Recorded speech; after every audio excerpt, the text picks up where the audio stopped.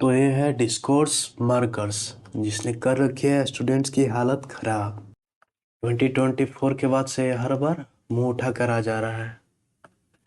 2025 के दोनों एग्जाम्स में फेज 1 एंड फेज 2 में डिस्कोर्स मार्कर से 10 क्वेश्चंस फ्रॉम ईच। 2024 में इडियम्स एंड फ्रेजेस, फिर क्लोज टेस्ट एंड एंटोनिम्स वगैरह पूछे जाते थे। लेकिन ट्रेंड ऐसा बदला है कि 2025 में ये सब ना पूछकर डिस्कोर्स मार्कर्स एंड फिलर्स वगैरह पूछ रहे हैं, और भी बहुत कुछ पूछ रहे हैं जिसे PYQ सीरीज में एक्सप्लेन करेंगे। आप पूछोगे कौन सी सीरीज भाई, तो आप जाकर इस YouTube चैनल की पोस्ट में आप देख सकते हैं। इसमें क्या किया हूँ कि लास्ट 5 साल की NDA और CDS की इंग्लिश की वीडियो आएगी, जो हर महीने कम से कम 2 वीडियो आएगी, एटलीस्ट 2 वीडियोज पर मंथ।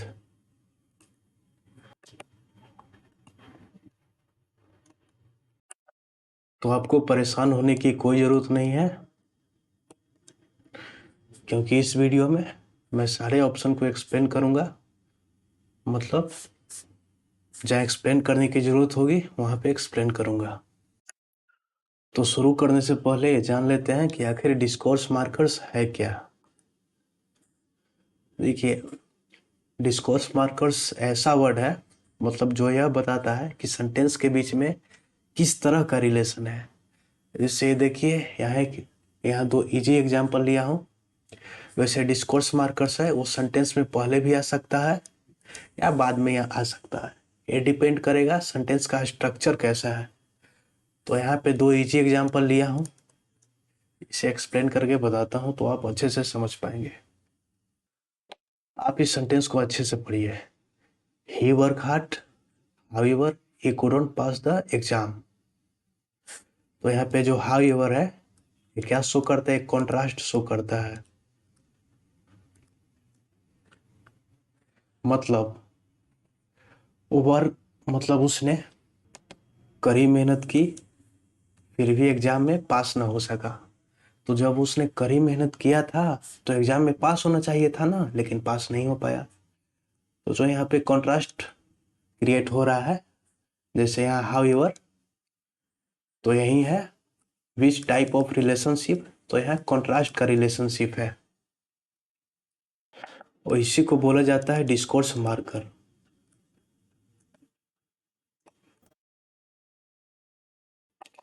अब सेकंड सेंटेंस को देखें। He runs daily therefore he is fit and fine. मतलब वह रोज दौड़ता है इसलिए वह फिट और फाइन है। तो जो यहाँ देयरफॉर है क्या शो करता है, रिजल्ट शो करता है।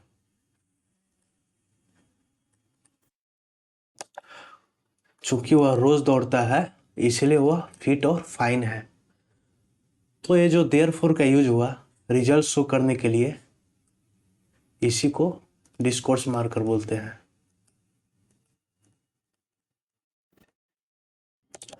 अब आपको बताऊंगा कि आप इसे सॉल्व कैसे करें, हाउ टू सॉल्व। तो सबसे पहले आपको पूरी की पूरी सेंटेंस अच्छे से पढ़नी है, सेंटेंस की फीलिंग लेनी है, ठीक, मीनिंग भी समझना है और सेंटेंस की फीलिंग भी लेनी है। उसके बाद जो चारों ऑप्शन दिए हैं उनको अच्छे से पढ़ना है और उनके मीनिंग को समझना है और उनके यूजेज को समझना है। जैसे यहाँ पे कॉन्ट्रास्ट हो रहा है तो कॉन्ट्रास्ट वाली डिस्कोर्स मार्कर्स का यूज हुआ है। यहाँ पे रिजल्ट प्राप्त हुआ है, मतलब वह डेली दौड़ता है इसी के कारण वह फिट एंड फाइन है। तो ये जो देयरफॉर का डिस्कोर्स मार्कर है इसका यूज हुआ है जो कि रिजल्ट शो करता है। ऐसे भी बहुत सारे डिस्कोर्स मार्कर्स है जो कॉन्ट्रास्ट शो करते हैं, जो रिजल्ट शो करते हैं, जो एडिशन भी शो करते हैं।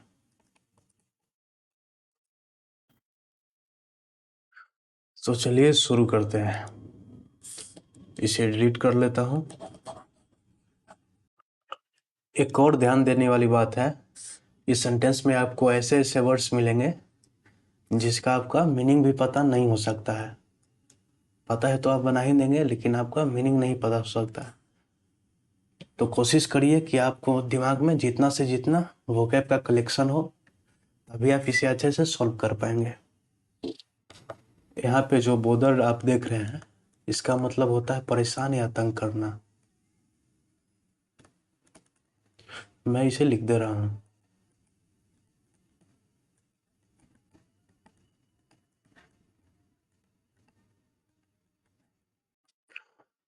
तो अब आप क्वेश्चंस पढ़ें। क्वेश्चंस है कि I can't be bother to tell him what I think blank, he would not listen to me. मतलब मुझे उसे बोलने के लिए परेशान नहीं किया जा सकता कि मैं क्या सोचती हूँ, ब्लैंक, वह मुझे सुनेगा ही नहीं। आप ऑप्शन को पढ़िए। Meanwhile, in any case, in the mean time, somehow. तो ये जो मीनवाइल है और इन द मीन टाइम है, इन दोनों का मीनिंग एक ही होता है, मतलब के दरमियान या बीच के समय में। अब इसे आप एग्जाम्पल से समझिए।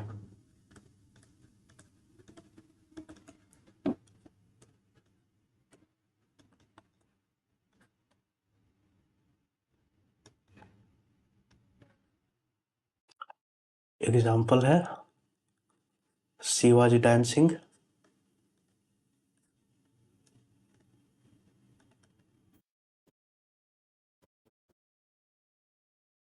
मीनवाइल आई वॉश्ड माई क्लॉथ।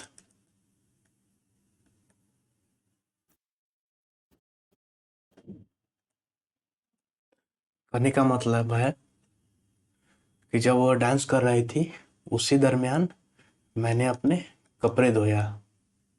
तो समझ रहे हैं। तो अब मीनवाइल और इन द मीन टाइम, ये दोनों तो सेम ही है। अगर इन्हें यहाँ पे रखेंगे तो कोई सेंस ही नहीं बना रहा है। मतलब यहाँ उसे परेशान करने की बात हो रही है, क्योंकि वो उसे सुनेगा ही नहीं। तो यहाँ पे mean type on the mean time, ये तो कोई सेंस ही नहीं बना रहा ना। तो अब कौन सा है, ऑप्शन डी पे आते हैं, समहाउ।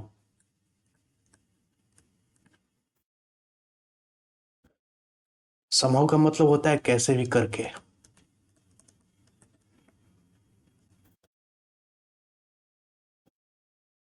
या किसी भी तरह भी बोल सकते हैं।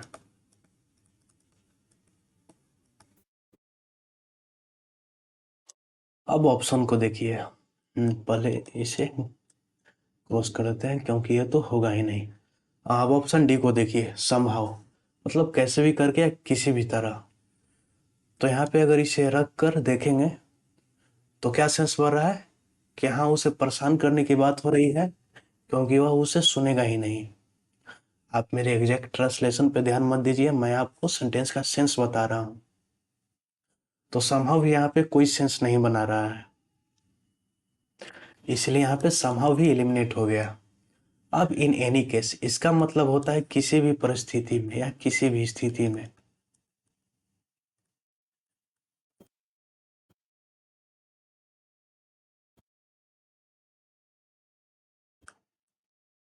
एक यहाँ पे आपको समझाने के लिए देसी एग्जांपल लेता हूँ।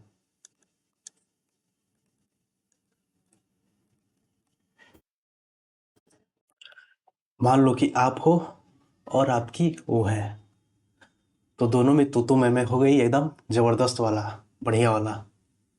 तो आप इतने नाराज हो गए कि उसकी सुन ही नहीं रहे हैं। तो उसकी सहेली उससे बोल रही है कि जाओ उसे मनाओ, उसे बात करो यार। तो वो बोल रही है कि जाने दो, किसी भी स्थिति में वो मानेगा ही नहीं, मैं उसे कितने भी मना लूं।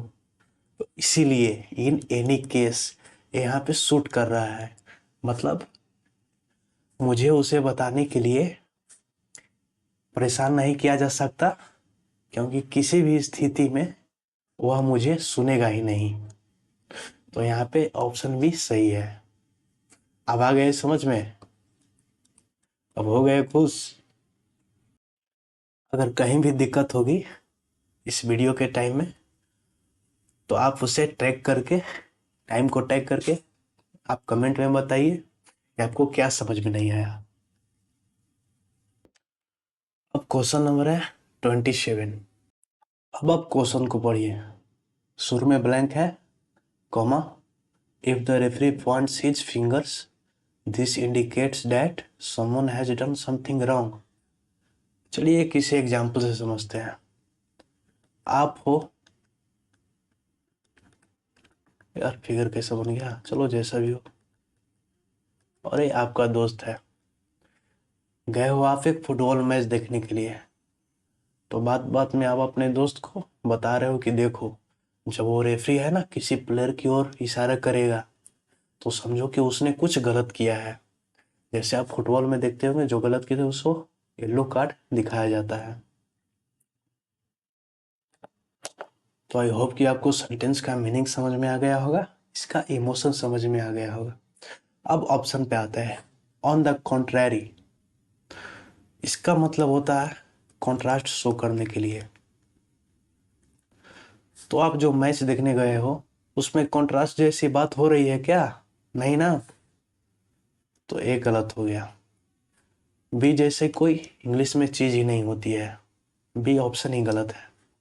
अब बच गया ऑप्शन सी और ऑप्शन डी। ब्रीफली मतलब होता है इन अ शॉर्ट टाइम या फॉर अ शॉर्ट टाइम,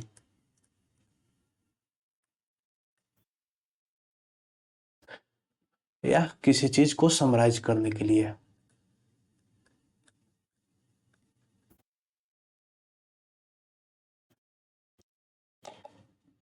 तो आप सेंटेंस में देखिए, यहाँ पे समराइज या फॉर अ शॉर्ट टाइम वाली कोई ऐसी बात हो रही है क्या? आप तो सीधे अपने दोस्त को बता रहे हो ना कि देखो वो ऐसे करेगा तो ऐसे होगा, तो ये भी गलत है। एज रिगार्ड्स मतलब होता है जहां तक संबंधित है।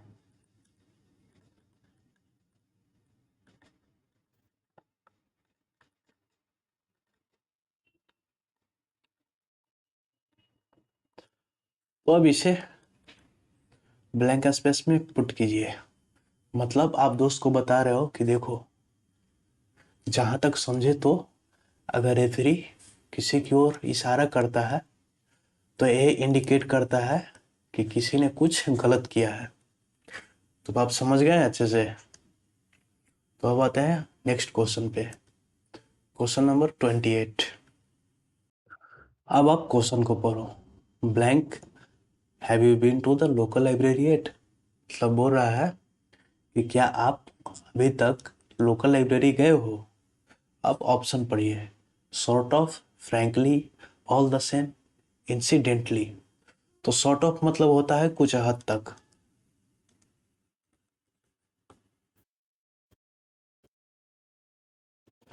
इसे आप यहाँ पे पुट करके देखिए, ये भी कोई सेंस नहीं बना रहा है। मतलब क्या, उस हद तक? क्या आप अभी तक लोकल लाइब्रेरी गए हैं? ऐसा तो कुछ नहीं ना होगा, तो इसलिए गलत है। फ्रेंकली का मतलब जानते ही हैं, ऑनेस्ट या ऑनेस्टली। तो यहाँ पे भी कोई सेंस नहीं बना रहा। मतलब honestly have you been to the local library yet, तो लाइब्रेरी में कोई ऑनेस्टली से क्या रिलेटेड होगा भाई? तो ये ऑप्शन बी भी गलत है। ऑल द सेम का मतलब होता है नेवरदलेस।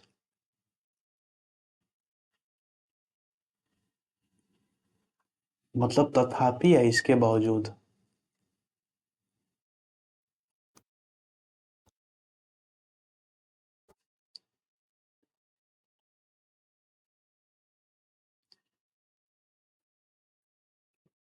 तो इसे भी आप पुट करके देखिए, यह भी कोई सेंस नहीं बना रहा है। मतलब क्या, इसके बावजूद क्या आप अभी तक लोकल लाइब्रेरी गए हैं? यार कुछ सेंस ही नहीं बना रहा है। ऑप्शन सी भी गलत हो गया। अब ऑप्शन डी कैसे सही हुआ ये अब आप समझिए। इंसिडेंटली का मतलब होता है bye the way.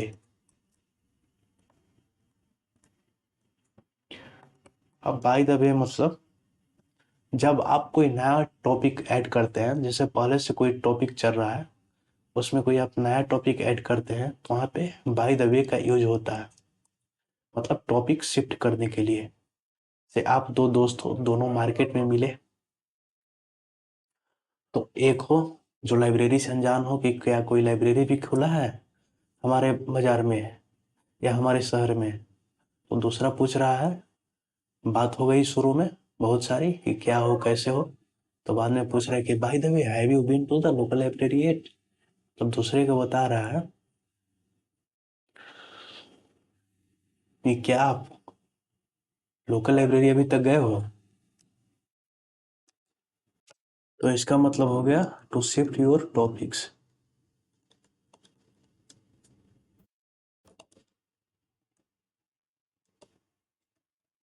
To shift at new topic. अब आ गई समझ में बात। तो 21 हो गया। अब चलते हैं नेक्स्ट क्वेश्चन पे, 29। अब आप क्वेश्चन पढ़ें। Blank women are healthier and are living longer than ever before. Indeed, on an average, they can expect to live 5 years longer than men। मतलब कहना चाह रहा है कि वुमेन है हेल्थियर है और पहले से ज़्यादा जी रही हैं। बेशक एक एवरेज की बात करें तो वह मतलब वे मेन से 5 साल ज़्यादा जीने की उम्मीद कर सकती हैं। तो यहाँ वुमेन की लाइफ एक्सपेक्टेंसी के बारे में बात हो रही है। अब ऑप्शन पर है टू अ लार्ज एक्सटेंट। इसका मतलब होता है बहुत हद तक।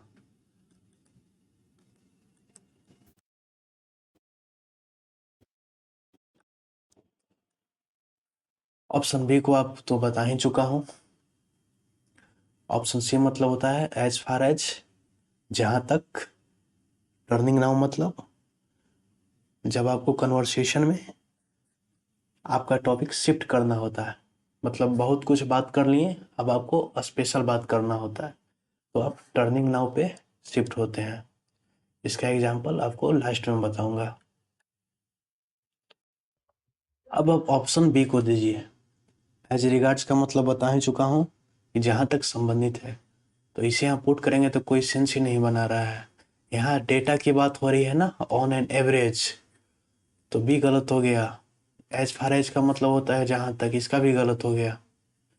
तो टर्निंग नाउ, टर्निंग नाउ का मतलब होता है से आपको बता ही चुके हैं। अब आपको एग्जांपल देता हूँ इसका। देखिए,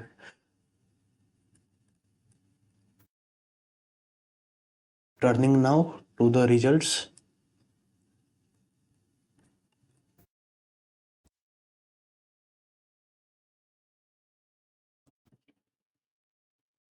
we can see a clear improvement.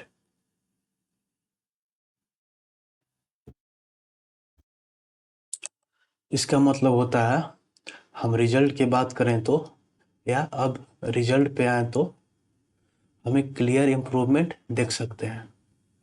मान लीजिए कि आपके घर रिलेटिव्स आए हुए हैं और आपके रिजल्ट्स को देखकर वो चौंक गए, तो मजबूरी में उनको तारीफ करनी पड़ रही है कि रिजल्ट पे आए तो हमें क्लियर इम्प्रूवमेंट देख सकते हैं। क्वेश्चन को पढ़ते हैं।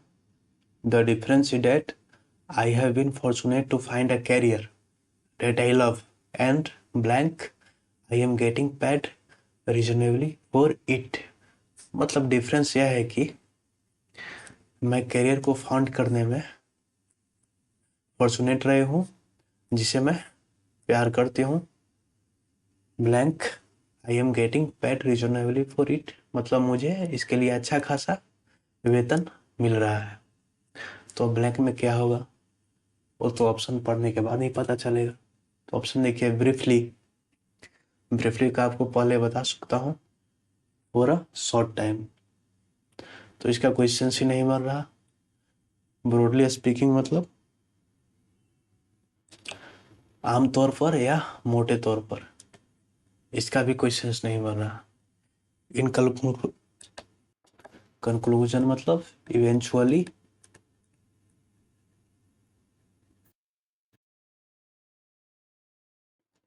मतलब अंततः। और इसका भी कोई सेंस नहीं बन रहा। अंततः मुझे इसके लिए अच्छा खासा मिलता है, ये तो भी क्वेश्चन ही नहीं बना रहा। यहाँ पे कौन बच गया, व्हाट इज मोर, और ये क्यों सही हुआ इसे जानते हैं। व्हाट इज मोर मतलब होता है इसके अतिरिक्त या फर्दर मोर।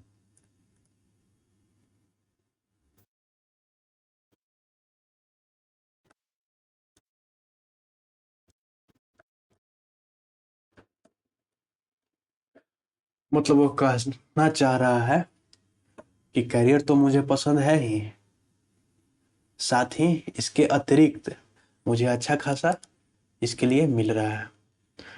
आई होप कि आपको समझ में आया होगा। तो अब नेक्स्ट क्वेश्चन है क्वेश्चन नंबर 31। क्वेश्चन है blank, the government of India has followed the policy of trying to improve relations with its neighbours. Particular मतलब जानते ही हैं, खास। तो यहाँ पे पुट करेंगे तो क्वेश्चन ही नहीं बनेगा। मतलब क्या नेबर्स के साथ क्या खास रिलेशन इंप्रूव करना है भाई। ऑप्शन ही गलत। तो इंग्लिश मतलब होता है जानबूझकर, तो यहाँ पे जानबूझकर क्या रिलेशन इंप्रूव करेंगे, ये भी कोई सेंस ही नहीं बन रहा। भी गलत। अदरवाइज ये अल्टरनेट को शो करता है, मतलब ऐसा करो नहीं तो वैसा हो जाएगा। और ये भी कोई सेंस नहीं बना रहा कि ऐसा करो तो ऐसा रिलेशन हो जाएगा। सीधे सीधे रिलेशंस को इम्प्रूव करने की बात हो रही है अपने नेबर्स के साथ। तो यहाँ पे लास्ट बच गया इन जनरल, मतलब होता है सामान्यता। मतलब समानता गवर्नमेंट ऑफ इंडिया एक पॉलिसी फॉलो किया है जिसमें ये अपने नेबर्स के साथ रिलेशंस इंप्रूव करने की कोशिश करेगी। तो ये आ गई समझ में। अब क्वेश्चन नंबर 32 पे आते हैं। तो ये क्वेश्चन कुछ इस प्रकार से है, blank, this issue is likely to be discussed when the council meets next. मतलब यह जो इशू है जब काउंसिल अगली बार मिलेंगी तब डिस्कस होगी। मतलब आप इमेजिन करिए कि मीडिया बात कर रही है, जैसे यूएसए और इंडिया में टैरिफ को लेकर थम गई है, तो मीडिया वाले बात करें कि जो टैरिफ इशू है जब अगली बार काउंसिल मिलेगी तो उसमें इसे डिस्कस किया जाएगा कि कितना कम किया जाए। अब ऑप्शन पे आते हैं। अकॉर्डिंगली को देखिए, इसका मतलब होता है इसी कारण से या देयरफॉर, तो इसका तो कोई सेंस ही नहीं बन रहा, ये भी गलत। लाइकवाइज मतलब होता है सिमिलरली।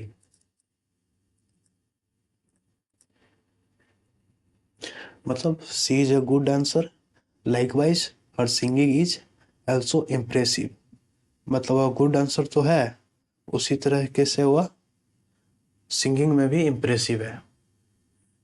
ये भी नहीं सेंस बना रहा है। ब्रीफली मतलब बता दिए हैं, फॉर अ शॉर्ट टाइम, ये भी कोई सेंस नहीं। मतलब एज पर रिपोर्ट्स, मतलब मीडिया हाउस बात कर रही है वही टैरिफ के बारे में कि रिपोर्ट्स की माने तो यह इशू जब काउंसिल अगली बार मिलेगी उसमें डिस्कस किया जाएगा। तो ऑप्शन ए सही है। अब नेक्स्ट क्वेश्चन पे आते हैं। Question 33, blank, you needed to consult a physician to have a clear idea of what the disease is about। मतलब आपको कोई डिजीज हो गया है तो दोस्त आपको बोल रहा है कि इस स्थिति में आपको एक फिजिशियन से कंसल्ट करना चाहिए, तब आपको डिजीजेस के बारे में क्लियर आइडिया लगेगा कि डिजीज किस टाइप का है या डिजीजेस क्या है। तो इन दिस केस ऑप्शन भी तो एलिमिनेट हो गया, अब ऐसा कोई फ्रेज ही नहीं है। लाइकवाइज मतलब बता ही दिया है, मतलब उसी तरीके से, ये भी कोई सेंस नहीं बना रहा। अब हैंसफोर्थ मतलब होता है फ्रॉम नाउ।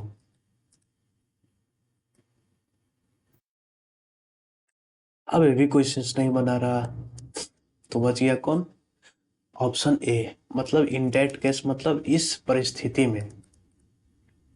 मतलब आपको दोस्त बोल रहा है आपके डिजीज को देखकर, मतलब आपको कोई सिम्टम्स हो गया उसके बारे में बता रहा है कि इस केस में ना आपको फिजिशियन से कंसल्ट करना चाहिए, तब जाके आपको डिजीजेस के बारे में पता लगेगी। तो ऑप्शन ए सही हुआ। Question number 34। अब पार्टिकुलरली का मतलब आपको बताएं चुका हूँ, मतलब खास करके। तो भाई ये जस्ट डेटा दिया हुआ है, इसके बारे में हम बात कर रहे हैं कि जो वर्षों पहले जो करंट अकाउंट डिफिसिट था वो इतना पर था। इसमें खास होने की क्या ज़रूरत है, तो ऑप्शन ए गलत है। इसमें सीरियस होने की भी क्या ज़रूरत है भाई, डेटा ही तो बता रहे हैं। डी मतलब अनोइंगली, मतलब अनजाने में, कोई सेंस ही नहीं बना रहा। तो ऑप्शन कौन सही हुआ, डी मतलब नोटेबली, मतलब उल्लेखनीय रूप से। आप बात कर रहे हैं अपने दोस्त के साथ वर्ल्ड इकोनॉमी पे कि जो करेंट अकाउंट डिफिसिट था वर्षों पहले $1.3 बिलियन या 0.2% ऑफ जीडीपी था। आ गई समझ में। क्वेश्चन नंबर 35 ये लास्ट क्वेश्चन है, इसके बाद NDA-1 2025 का क्वेश्चन करेंगे। पहले सॉडी का मतलब पता होना चाहिए, इसका मतलब होता है बेढंग,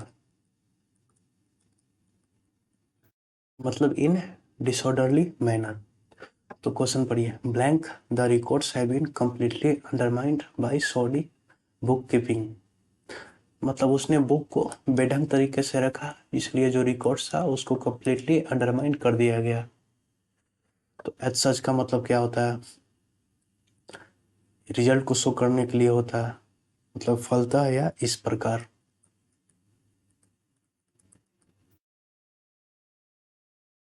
जैसे he is a manager, as such he is responsible for the team, मतलब वो मैनेजर है इसलिए वह अपनी टीम के प्रति जिम्मेवार है। तो इसका कोई सेंस ही नहीं बन रहा, इसमें जिम्मेवारी की क्या बात हो रही है। फॉरएवर मतलब होता है परमानेंटली, हमेशा के लिए, इसका भी कोई सेंस नहीं बन रहा। लेकिन आप कंफ्यूज करेंगे फॉरएवर और बिकॉज ऑफ में। पॉलिसी को छोड़िए, अब डी पे आते हैं। हेंस मतलब होता है अतः, इसलिए या देयरफॉर। तो आप हेंस को पुट करके देखिए, hence the records have been completely undermined by the book by shoddy book keeping. ये भी कोई सेंस नहीं बना रहा। मतलब पहले कोई बात होती तब ना उसके रिजल्ट को शो करने के लिए हेंस का यूज होता। जैसे he didn't study hence he failed, मतलब पहले क्या बात हुई, उसने पढ़ाई नहीं किया इसलिए वह फेल हो गया, तब हेंस का यूज सही होता। अब फॉरएवर और बिकॉज ऑफ का देखिए, तो अब बिकॉज ऑफ पढ़ते हैं। Because of the records have been completely undermined by shoddy book keeping, मतलब उसने बुक को बेढंग तरीके से रखा, इसी का कारण। बिकॉज ऑफ मतलब होता है इसी कारण। इसका यूज स्टार्टिंग में हुआ है, मतलब सॉडी बुक कीपिंग के चलते उसका रिकॉर्ड्स कंप्लीटली अंडरमाइंड हो गया। तो यहाँ ही सही हो जाता है, रिवर का जरूरत ही नहीं है। अब आते हैं NDA-1 2025 की क्वेश्चन। इसमें भी डिस्कोर्स मार्कर से टोटल 10 क्वेश्चंस पूछे गए थे। तो अब आप क्वेश्चन पढ़िए, blank your transfer request is concerned, we will be discussing it at the next meeting. मतलब आपकी ट्रांसफर रिक्वेस्ट की बात है, हम लोग इसे अगले मीटिंग में डिस्कस कर रहे होंगे। अब ऑप्शन देखते हैं, टू बिगिन विथ मतलब शुरू करना या शुरुआत करना। बाय द वे मतलब आपको बता ही दिया है, इसका कोई सेंस ही नहीं बन रहा। टॉकिंग अबाउट मतलब ऊपर कहीं पता चल रहा हो कि किसी के बारे में बात हो रही है, ये सेंस नहीं बना रहा है। और टू बिगिन विथ, इसका मतलब शुरू करना, मतलब किसी बात को, जैसे कि पहले बताए हैं। तो आप इसे पुट करके देखिए, to begin with your transfer request is concerned, we will discussing it at the next meeting. तो क्या ये भी कोई सेंस बना रहा है, नहीं ना, ये भी चला गया। एज फार एज मतलब होता है जहां तक।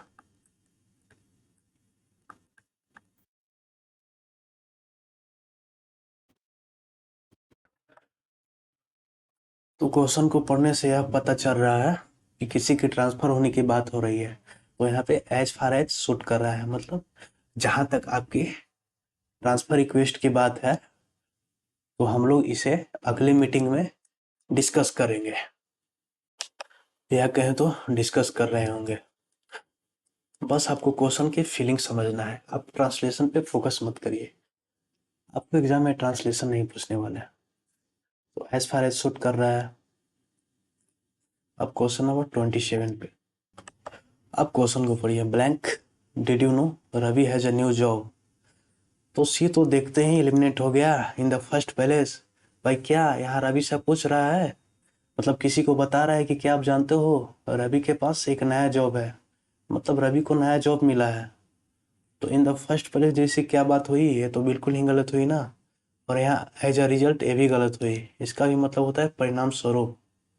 अब फॉर वन थिंग मतलब पहली बात तो ये है, तो ये भी गलत हो गई। भाई द वे सही है, आप बात करते करते अपने दोस्त से पूछ लिए, उसको रवि के बारे में नहीं पता है, तो आप पूछ लिए कि by the way did you know Ravi has a new job. आपको समझ में आई। Question number 28। Blank the wind it was getting stronger and I was getting colder. मतलब जो हवा है उसके बारे में बोल रहा है कि यह तेज होती जा रही थी और मैं ठंडी होती जा रही थी। अब ऑप्शन देखिए। To begin with, by the way, first of all, speaking of. To begin with इसका यूज वो होता है मतलब जब कोई इम्पोर्टेंट बात को हाईलाइट करना हो तो उसको शुरुआत करने के लिए इसका यूज होता है, मतलब इस बात से शुरुआत करते हैं, मतलब to begin with this stuff. Stuff मतलब होता है कोई थिंग या चीज। तो ये कोई सेंस नहीं बना रहा। फर्स्ट ऑफ ऑल मतलब सबसे पहले, ये भी कोई सेंस नहीं बना रहा। बाय द वे का मतलब होता है कोई बात को शिफ्ट करने के लिए या अचानक से कोई दूसरी बात पूछने के लिए। तो यहाँ पे वाइंड के बारे में बता रहा है ना कि जो वाइंड था वो तेज होती जा रही थी और मैं ठंडी हो रही थी। तो ये भी कोई सेंस नहीं बना रहा। स्पीकिंग ऑफ सही है। इसका क्यों सही हुआ?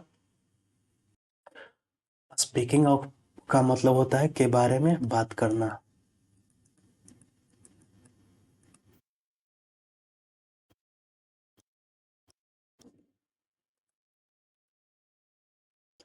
इसे एक एग्जाम्पल से समझो। मतलब आप हो और आपके दोस्त हैं, तो आपका दोस्त लद्दाख से घूम कर आ रहा है। तो आप पूछ रहे हो तो भाई कैसा रहा ट्रिप। तो बोल रहा है कि यार वहाँ ठंडा था यार, बहुत ठंडा था। शाम होते होते ठंडी तेज होने लगी और मैं बहुत ठंडा होते जा रहा था। तो समझ गए। तो सेंटेंस यही कहना चाह रहा है, speaking of the wind it was getting stronger and I was getting colder. हवाओं की बात करें तो यह बहुत तेज होती जा रही थी और मैं ठंडा होते जा रहा था। क्वेश्चन है 29। 29 तो बहुत इजी है यार। क्वेश्चन देखिए। Blank what are you doing in my room. अब ऑप्शन पढ़ते हैं। मतलब कोई किसी से पूछ रहा है कि तुम मेरे रूम में क्या कर रहे हो। ऑन द अदर हैंड, ये तो ऐसे ही एलिमिनेट हो गया। ये अल्टरनेट शो करता है, मतलब एक तरफ तो आप एक कर रहे हो और एक तरफ आप एक कर रहे हो, तो ये अल्टरनेट शो करता है। तो यहाँ अल्टरनेट जैसी कोई बात ही नहीं हो रही है, तो ऑप्शन ये गलत है। आप सी देखिए। लुक देयर मतलब किसी की तरह इशारा करने के लिए इसका यूज होता है, ये भी गलत है। इवेंचुअली मतलब आखिरकार, तो ये ऑप्शन बी सही है। इसे एक एग्जाम्पल से समझिए। आप हो और आपके घर में रिश्तेदार आए हुए हैं और उसका बच्चा है आपके रूम में घुस गया। आपका जो इंटरेस्टिंग चीज़ है उसे आप छेड़छाड़ करने लगा, तो आप पूछ रहे हो excuse me what are you doing in my room, मतलब पोलाइटली इंटरप्ट करने के लिए। तो उसे गलिया नहीं सकते ना। ये ब, ये बस एग्जाम्पल है यार। आप क्वेश्चन नंबर 30 को देखिए। क्वेश्चन है blank an unhappy childhood leads to criminal behaviour. मतलब एक जो नाखुश बच्चा होता है उसका बिहेवियर क्रिमिनल बन जाता है। अब आप ऑप्शन पढ़िए। Still if, even somewhat, in some cases, in progression. तो स्टिल इफ और इवन समवॉट इसके जैसा तो कोई फ्रेज ही नहीं है इंग्लिश में। स्टिल अलग है, इफ अलग है, इवन अलग है, समवॉट अलग है। इन प्रोग्रेशन का मतलब होता है प्रोग्रेस करते रहना मतलब डेवलपमेंट होते रहना लगातार। तो अभी कोई सेंस नहीं बना रहा है, तो ऑप्शन कौन है? सी सही है। मतलब कहने का मतलब है, इस एग्जाम्पल से समझिए कि कोई बता रहा है किसी को कि बच्चे लोग को डांटना नहीं चाहिए, इससे इन्हें चाइल्डहुड ट्रॉमा हो जाता है, जिससे अनहैप्पी चाइल्डहुड आगे चलकर इनका बिहेवियर क्रिमिनल हो सकता है। ठीक, आप समझ गए। चलिए क्वेश्चन नंबर 31 पर क्वेश्चन पढ़िए। Blank the problem is nothing but a wrong assumption about process. तो यहाँ प्रॉब्लम को दूसरे शब्दों में बता रहा है क्या? कि प्रॉब्लम कुछ नहीं है रॉन्ग अजम्पशन के सिवा। समझे? तो यहाँ पे दूसरे शब्दों में बता रहा है ना, तो ऑप्शन डी सही हो जाएगा। बस देखते ही सही, ये सब गलत है। इन द मीन वाइल का, sorry, in the mean while का बता दिए हैं, मतलब इसी दरम्यान। इसका कोई सेंस ही नहीं बन रहा। समवट का भी कोई सेंस ही नहीं बना, इसे बता चुके हैं। इंगेजिंगली मतलब होता है इंटरेस्टिंग वे, इसका भी कोई सेंस नहीं बना। सही कौन है? In the other words. मतलब यहाँ प्रॉब्लम्स को अदर वर्ड्स में बता रहा है कि प्रॉब्लम कुछ नहीं है सिवाय प्रोसेस के रॉन्ग अजम्पशन के। ठीक। Many blank hesitate to publicly broach such questions for fear of nurturing discrimination. अब ब्रोच मतलब क्या होता है, इसे लिख देता हूँ।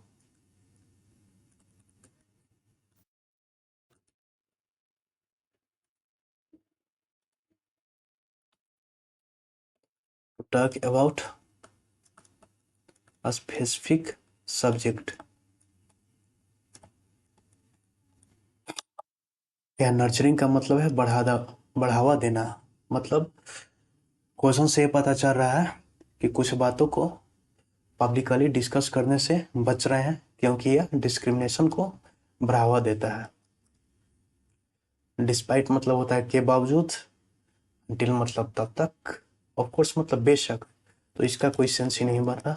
ऑप्शन कौन सही है? ऑप्शन ए सही है। अंडरस्टैंडेबली मतलब स्वाभाविक रूप से। मतलब कुछ कुछ बातों स्वाभाविक है कि अगर इसके बारे में हम लोग पब्लिकली बात करते हैं तो डिस्क्रिमिनेशन होने का खतरा बना रहता है।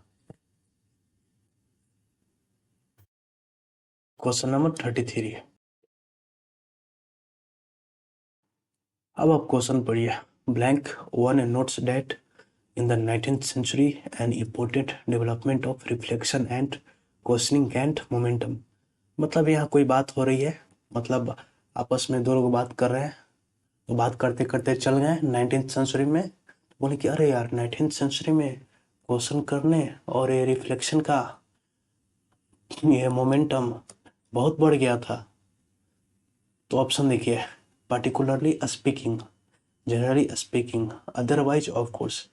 अदरवाइज का मतलब होता है अल्टरनेटिव के लिए यूज होता है, तो इसका कोई सेंस ही नहीं बन रहा। ऑफ कोर्स मतलब बेशक, इसका भी सेंस नहीं बन रहा। पार्टिकुलरली स्पीकिंग जैसा कोई इंग्लिश फ्रेज ही नहीं है इंग्लिश में, तो सही कौन हुआ? ऑप्शन बी, मतलब जनरली स्पीकिंग। आप बात बात में बोल दिए, चले गए 19th सेंचुरी में, तो बोल रहे हैं कि 19th सेंचुरी में रिफ्लेक्शन और क्वेश्चनिंग का जो मोमेंटम था वो गेन हुआ था। तो आपको समझ में आ गई? अगर कुछ दिक्कत है तो आप कमेंट में बताइए।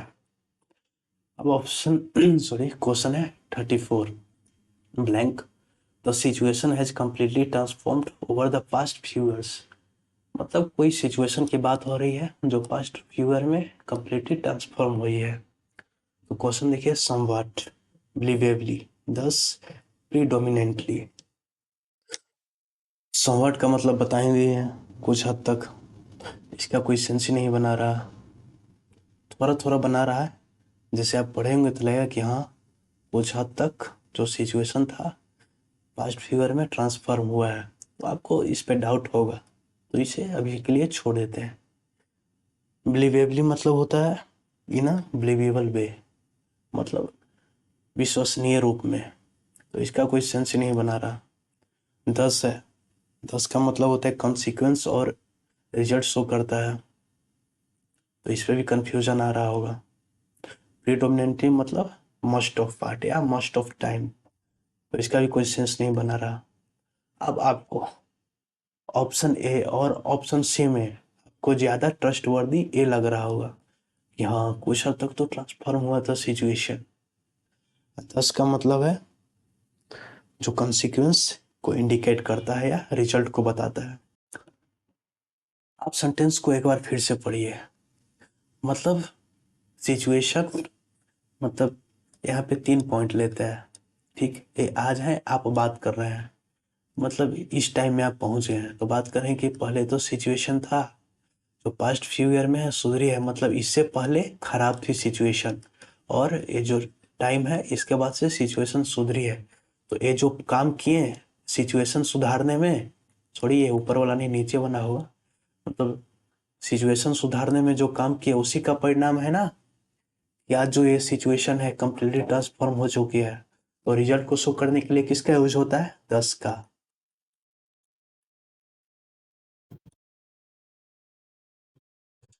तो इसलिए कौन सही होगा? ये ऑप्शन सी सही होगा। अब है हमारा लास्ट क्वेश्चन। अब वीडियो लंबी हो गई है बहुत, लगभग 42-41 मिनट की हो चुकी है, तो उसके लिए माफ़ी चाहूँगा, एक्सप्लेनेशन देने में हो ही जाती है। तो ये हमारा लास्ट क्वेश्चन करेंगे। इसके आप ऑप्शन को देखें, बट और जो अल्दो है एक कॉन्ट्रास्ट को शो करता है, इसलिए अगर इसे पुट करके पढ़ते हैं तो वैसा कोई सेंस ही नहीं बन रहा, इसलिए बट भी गलत और ऑल्दो भी गलत। यहाँ पे लेटर का मतलब होता है बाद में, ये भी कोई सेंस नहीं बना रहा। तो सही कौन हुआ? ऑप्शन ए, मतलब जो मीटिंग्स है, ऑल एकेडमिक जो मैटर्स है उसको एग्जीक्यूटिव बॉडी में डिस्कस किया जाएगा। अब यहाँ पे हेंस पुट करें और फिर से पढ़ें, तब आपको अच्छे से समझ में आएंगी। Hence the committee is of the opinion that, of the opinion का मतलब होता है एक मत होना, मतलब पहले जो कमेटी थी वो अलग अलग थी कि जो एकेडमिक मैटर्स है उसका मीटिंग आज करेंगे, कल करेंगे, परसों करेंगे, तो एक करके छोड़ो यार, इसका जो मीटिंग है, जो एग्जीक्यूटिव बॉडी की मीटिंग होगी उसमें डिस्कस करेंगे, मतलब सभी लोग एक मत हो गए। आई होप कि आपको समझ में आया होगा। एक्सप्लेनेशन वीडियो में वीडियो लंबी हो ही जाती है, तो इसके लिए माफ़ी चाहता हूँ।